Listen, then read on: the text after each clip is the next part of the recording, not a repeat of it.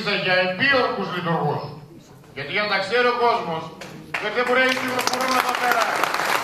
Δεν μπορούν να κυκλοφορούν όλοι ελεύθεροι και να λένε ό,τι επιθυμούμε κάθε φορά ανάλογα με το κατά που φυσάει ο άνεμος και πώς αλλάζουν οι κυβερνήσεις.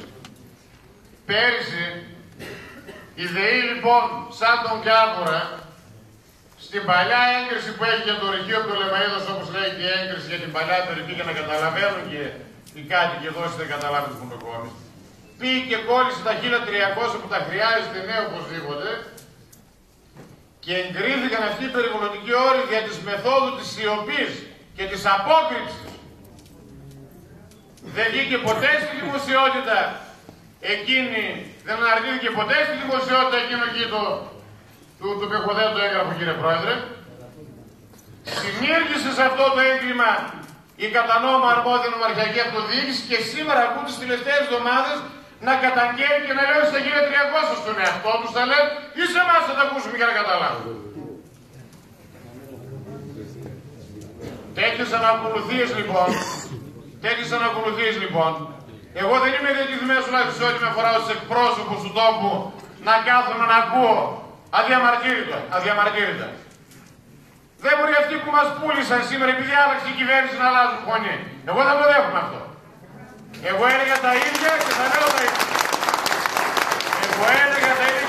Γι' αυτό και ο υπεύθυνος βουλευτής πλέον του νομού Κοζάνης, και επειδή ξέρω ότι δεν τα χρειάζεται τα 1300, προσέξτε με λιγάκι για να μην παρεξηγηθώ. Έτσι όλοι και ο σύλλογος περιβάλλοντος εδώ και άπατης οι κάτοικοι, και ο Δήμαρχος και ο Δημήτρης ο Μαυρομακίδης και όλοι. Αυτή τη στιγμή που βρισκόμαστε. Η ΔΕΗ, αυτό και τελειώνω, δεν έχω πω τίποτα άλλο κύριε Πρόεδρε. Λοιπόν, η ΔΕΗ αυτή τη στιγμή, προσέξτε εδώ, δώσει λίγο προσοχή φίλες και φίλοι, γιατί είναι πάρα πολύ κρίσιμο.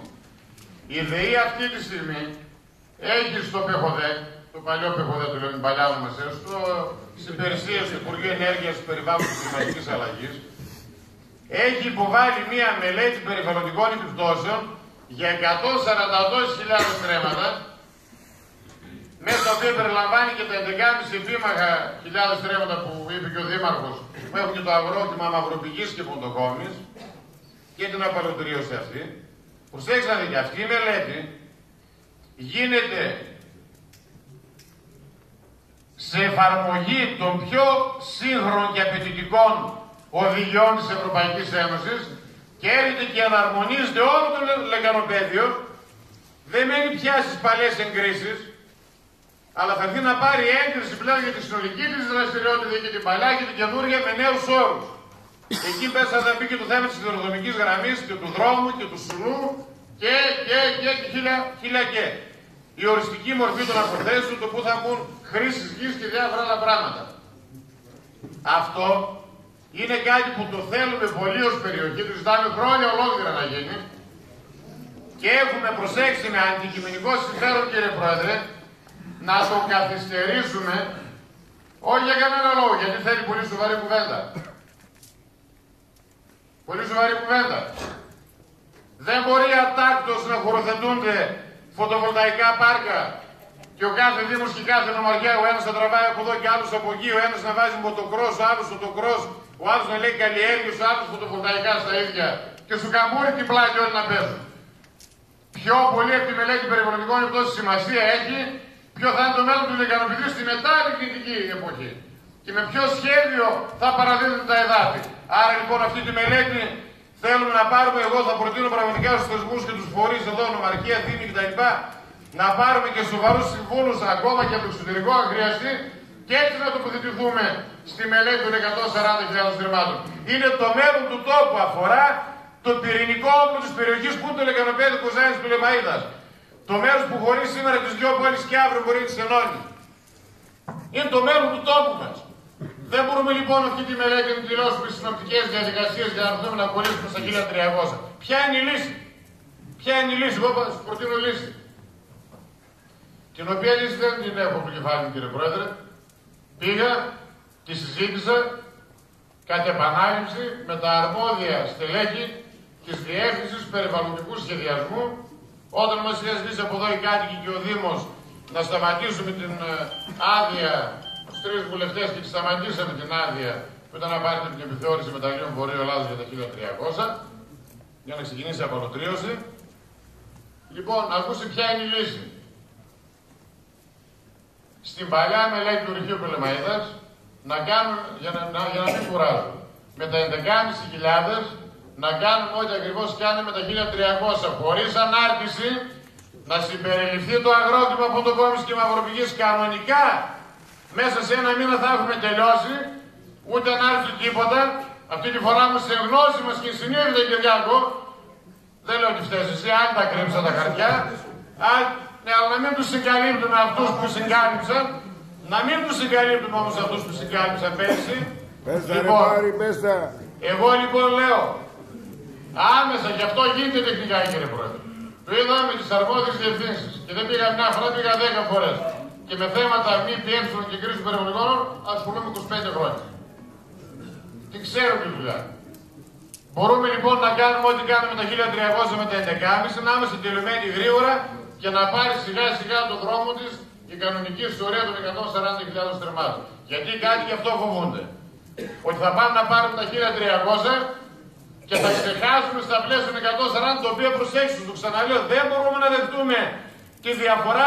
Γιατί τα 140.000, το ξαναεπαναλαμβάνω, επιβάλλεται να την αργήσουμε αυτή την έγκριση. Πρέπει να γίνει σοβαρός διάλογος πώς θα είναι αύριο το λεκανοπέδι μετά από 10, 15, 20 χρόνια. Δεν πρέπει όμως να καθυστερήσουμε το έργο της ΔΕΗ. Άρα λοιπόν υπάρχει αυτή η λύση και αυτή η λύση, κύριε Πρόεδρε, γίνεται. Γιατί τη συζήτηση εκεί που σας είπα. Λύση λοιπόν πιστεύω ότι την ταπεινή μου γνώμη έχουμε για να μην γίνει γόρδιος δεσμός στο ζήτημα των 1300. Μπορούμε στις 45-50 μέρες από σήμερα, 2 μήνες, δεν είναι καμία καθυστέρηση, να έχουμε συμπληρωματική στην παλιά έγκριση του Πτολεμαΐδας με τα 11.500. Η απολωτρίωση λοιπόν κατά συνέπεια τους επόμενους μήνες θα ξεκινήσει συνολικά για τα 11.500 μέσα και οι 2 οικισμοί Μαυροπηγής και Ποντοκόμης και να έρθουμε εμείς στην Άνοιξη και να αρχίσουμε μια κουβέντα που μπορεί να κρατήσει και 1 και 2 χρόνια για τα 140.000 που είναι το μέλλον της περιοχής, το μέλλον του λεκανοπεδίου, το μέλλον του τόπου μας. Ευχαριστώ πολύ, καλή χρονιά.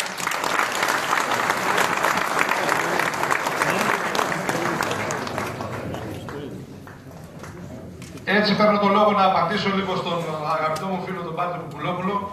Εγώ θα σεβαστώ μόνο αυτό που είπε στο τέλος για τη λύση ότι πρέπει να προχωρήσουμε μαζί με τα 1.300 στρέμματα, μαζί με τον οικισμό, αλλά σε ό,τι έχει σχέση για τα 1.300 για τη ΜΟΠΟΕ, η τοπική κοινωνία και ο Δήμος Δημητρίου Υψηλάντη δεν είχε γνώση. Συνεπώς, εάν δεν είχε γνώση. Αν θέλετε να το πιστέψετε, το πιστεύετε. Αν θέλετε να... Διότι αυτό που κάναμε έκτακτο συμβούλιο για να φέρουμε αυτό το ζήτημα. Και αν λοιπόν η ΔΕΗ ήθελε ειλικρινείς θέσεις και στάση από την τοπική κοινωνία, θα έπρεπε αυτά τα ζητήματα που αφορούν το Δήμο μας να κοινοποιούνται άμεσα και στο Δήμο μας. Ευχαριστώ. Καταρχάς, κύριε Δημάρχε, όπως ξέρετε, ότι όλες οι περιβαλλοντικές μελέτες πηγαίνουν στην Νομαρχία και η Νομαρχία είναι υποχρεωμένη να τα κοινοποιήσει. Στο Δήμο, στο Δήμο, στο Δήμο. Το ξέρατε που ξεκινήσατε. Εσείς το ξέρετε. Όσοι πω στην Νομαρχία θα μας απαντήσουν. Θα ήθελα να πάρει τον λόγο. Πολύ καλή πρόταση. Θα θέλαμε λίγο να πάρει τον λόγο ο πρόεδρο του Συλλόγου των Περιβάλλοντος του Δήμου, Δημητρίου Υψηλάντη.